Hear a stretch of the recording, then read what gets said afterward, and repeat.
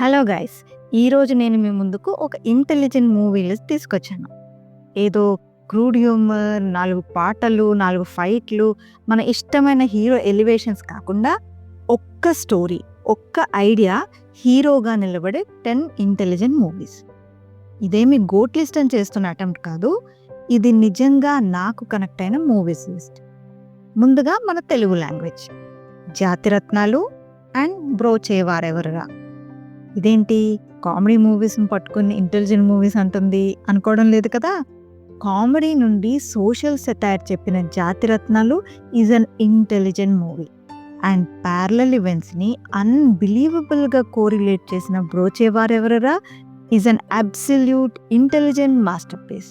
ఒప్పుకుంటారా?